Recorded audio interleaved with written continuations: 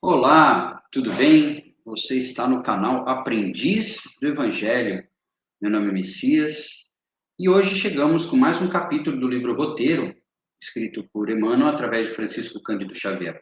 Porém, antes de começar a nossa leitura e os nossos comentários, eu peço a todos que estiverem assistindo que ajudem a divulgar a doutrina espírita, como diz o banner aqui embaixo. Divulguem. Como? Indicando esse canal para outras pessoas, se inscrevendo em outros canais que falem sobre a doutrina espírita. Aqui em Santos, principalmente, nós temos bastante canais que transmitem até palestras ao vivo, né?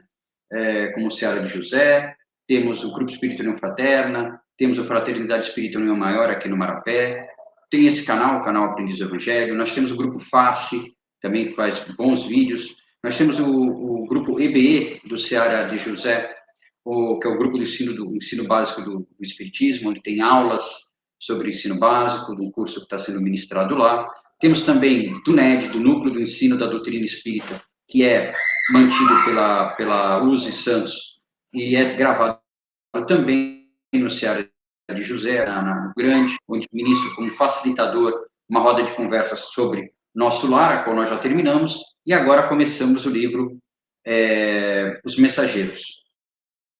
Tá bom? Mas vamos ao que interessa, né? Vamos ao que interessa. Vamos ao livro Roteiro. Vamos aqui, deixa eu subir a imagem. Aqui, adicionar ao palco. Isso. Eu vou sumir, mas estarei aqui com vocês. Então vamos à leitura. E eu vou deixar a tela cheia para facilitar para vocês poderem acompanhar também. Como disse, capítulo 19, de título Evangelho e Simpatia. Do apostolado de Jesus, destaca-se a simpatia por alicerce da felicidade humana. A violência não consta de sua técnica de conquistar. Ainda hoje, vemos vasta fileira de lidadores do sacerdócio usando em nome dele a imposição e a crueldade. Todavia, o mestre invariavelmente pautou os seus ensinamentos nas mais amplas normas de respeito aos seus contemporâneos. Jamais faltou o entendimento justo para com as pessoas e as situações. Divino semeador, sabia que não basta plantar os bons princípios, e sim oferecer, antes de tudo, a semente favoráveis condições necessários à germinação e ao crescimento. Certo, em se tratando do interesse coletivo, Jesus não menoscaba, ou seja, não menospreza, a energia benéfica. Exproba, ou seja, nega, né, recrimina o comercialismo desenfreado que humilha o templo, quanto profigla os erros de sua época, também que recriminava os erros de sua época. Entretanto, diante das criaturas dominadas pelo mal, enche-se de profunda compaixão e tolerância construtivas. Aos enfermos, não indaga quanto à causa das aflições que os vergastam, para irritá-los com reclamações. Auxilia-os e cura-os. Os apontamentos que dirige aos pecadores e transviados são recomendações doces e sutis. Ao doente curado do tanque de Betesda, explica despretensioso: vai, e não rescindas no erro para que não te aconteça coisa pior. A pobre mulher, apedrejada na praça pública, adverte bondoso: vai e não peques mais. Não indica o inferno às vítimas da sombra, reergue-as compassivo e acende-lhes nova luz. Compreende os problemas e as lutas de cada um. Atrai as crianças a si, compadecidamente, infundindo nova confiança aos corações maternos. Sabe que Pedro é frágil, mas não desespera e confia nele. Contempla o torvo drama do espírito de Judas, no entanto, não o expulsa. Reconhece que a maioria dos beneficiários não se revelam à altura das concessões que solicitam, contudo, não lhes nega assistência. preso, recompõe a orelha de Malco, o soldado. À frente de Pilatos e de Antipas, não pede providências suscetíveis de lançar a discórdia, ainda mesmo a título de preservação da justiça. Longe de impacientar-se com a presença dos malfeitores que também sofreram a crucificação, inclina-se amistosamente para eles e busca entendê-los e encorajá-los. A turba que o rodeia com palavrões e cutiladas envia pensamentos de paz, votos de perdão. E ainda, além da morte, não foge aos companheiros que fugiram, materializa-se diante deles, induzindo-os ao serviço da remuneração humana, perdão, da regeneração humana, com o incentivo de sua presença e de seu amor, até o fim da luta. Em todas as passagens do Evangelho, perante o coração humano, sentimos no Senhor o campeão da simpatia, ensinando como sanar o mal e construir o bem. E desde a manjedoura, sob a sua divina inspiração, um novo caminho redentor se abre aos homens, no rumo da paz e da felicidade, com bases no auxílio mútuo e no espírito de serviço, na bondade e na confraternização. Esse texto relata a bondade de Jesus, né? Esse texto vem nos mostrar a bondade de Jesus desde em todas as situações. Não recriminava ninguém, curava sem recriminar, só pedia, vai, não peques mais. Não questionava as pessoas o porquê disso, o porquê aquilo. Simplesmente acolhia, simplesmente ajudava, simplesmente amava. E partindo dessas informações, eu fui buscar, né, alguns textos para auxiliar o nosso melhor entendimento. Então está aqui, ó. Características da bondade de Jesus: natureza divina e essência. A bondade é intrínseca a Jesus, sendo uma expressão de sua natureza divina e uma marca registrada do seu caráter. Ou seja, era dele. Jesus era bom. Nós somos bons? Nós tentamos ser bons, mas nós não somos bons. Se fôssemos, nem aqui estaríamos ainda. Criação e providência. A bondade de Jesus é visível na criação do universo e na sua contínua providência, que traz conforto, orientação e suprimento para as necessidades humanas. Sabemos que Jesus Cristo é o governador do nosso planeta, né? E ele nos auxiliou, no caso do planeta, desde a sua formação até os dias de hoje. Veio à Terra para nos auxiliar, para nos trazer uma boa nova. Nos trouxe o Consolador prometido, a doutrina espírita. Ele está sempre aqui, nos ajudando a sua divina providência. Redenção. A sua bondade manifesta-se no ato de redenção, onde ele ofereceu o perdão e a salvação à humanidade pecadora, sofrendo voluntariamente por ela. A redenção veio quando? Quando na cruz ele simplesmente fala: Pai, perdoai-os, perdão, porque eles não sabem o que fazem. Mesmo no momento mais doloroso, que era a crucificação, ele nunca esqueceu da gente, ele sempre lançou esse olhar de carinho e perdão para a gente. Amor incondicional. Ele demonstra o amor incondicional sendo bom até mesmo com aqueles que lhe odiavam e abençoando os que o crucificavam. Foi o que eu acabei de falar também.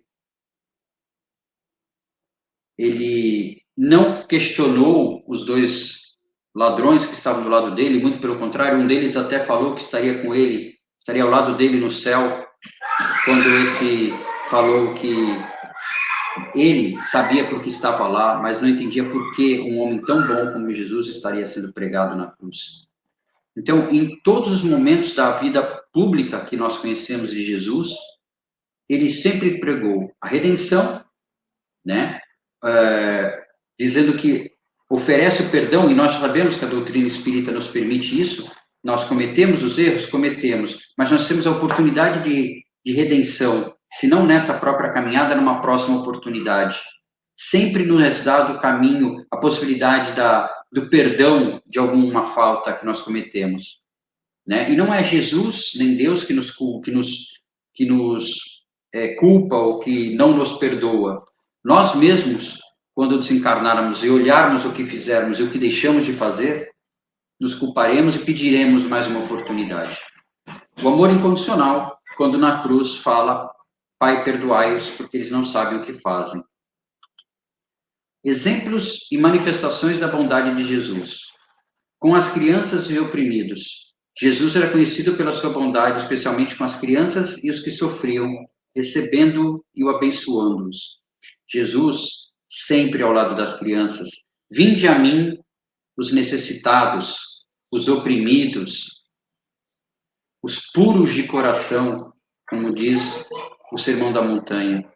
Na sua paixão, ou seja, na cruz, apesar da dor, ele orou pelos seus algozes, pedindo que fossem perdoados.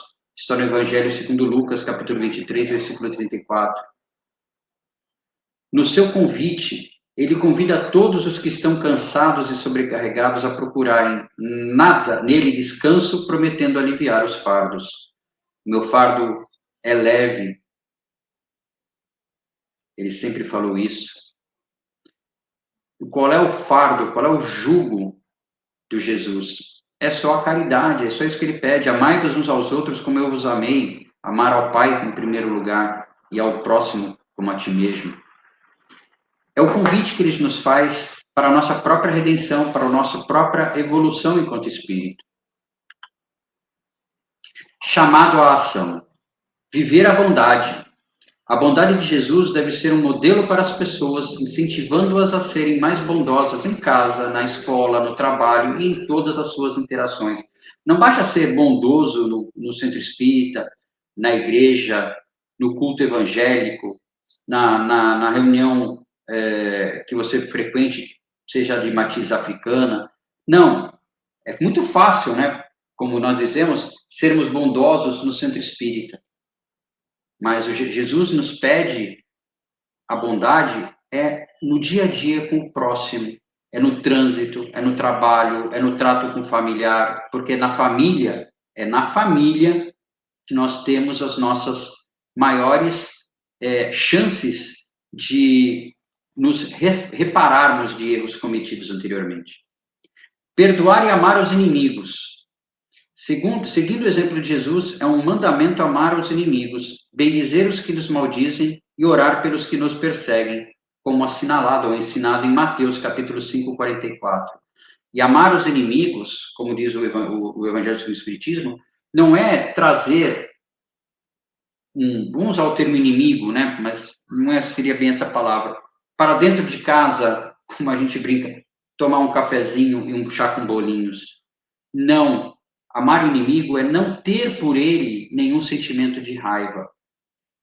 É não nutrir ainda esse sentimento de raiva ou ódio pelo outro.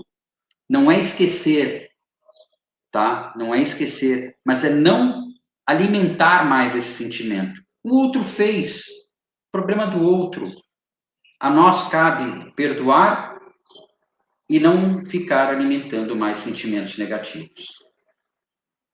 Servir e ajudar. Ser bondoso significa colocar a bondade em ação através do serviço e do cuidado com os outros, especialmente com os mais necessitados e isolados. Isso nós podemos fazer de tantas maneiras. Às vezes, um bom dia para um morador de rua, às vezes é só isso que ele precisa. Um olhar amigável, um sorriso.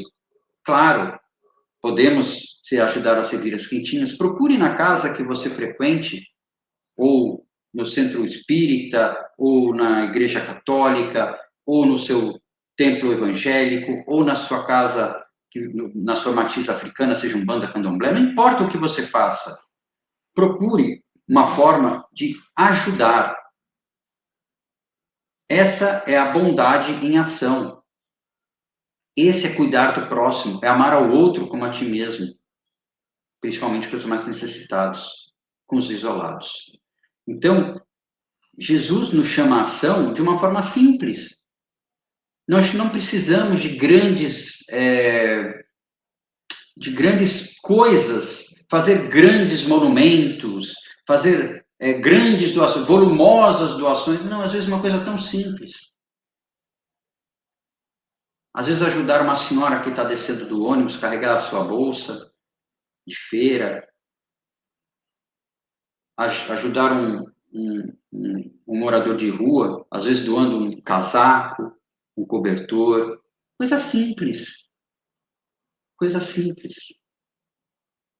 E a gente às vezes fica pensando nas grandes obras. É isso que Jesus quer.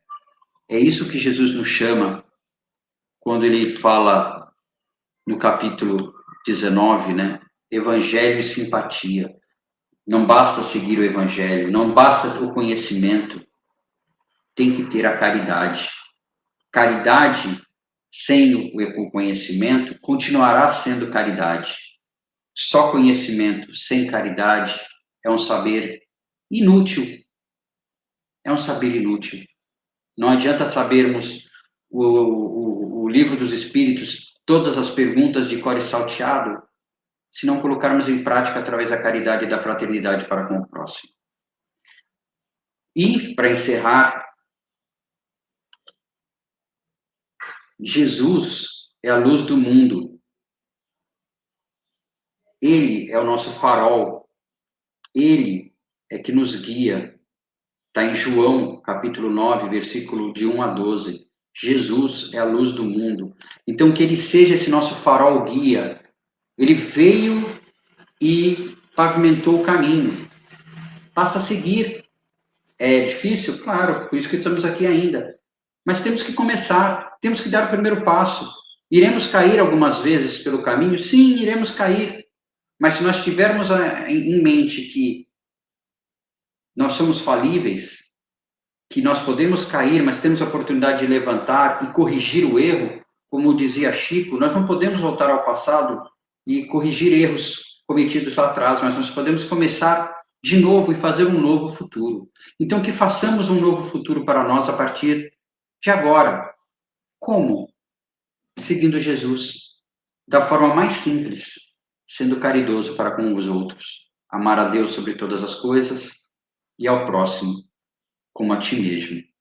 Eu me despeço de vocês, agradecendo mais uma vez a oportunidade de entrar em vossas casas, acompanhá-los durante o trabalho, seja em qualquer lugar que vocês nos escutem. E domingo que vem, nesse mesmo horário, a partir do meio-dia, estaremos com o capítulo 20 do livro Roteiro. Espero que todos tenham gostado e deixem comentários. Deixem comentários embaixo que a gente, sempre que possível, sempre que der, a gente responde. E se não soubermos alguma questão, pesquisamos e respondemos em seguida. Tá bom? Um abraço a todos, fiquem com Deus e até a próxima.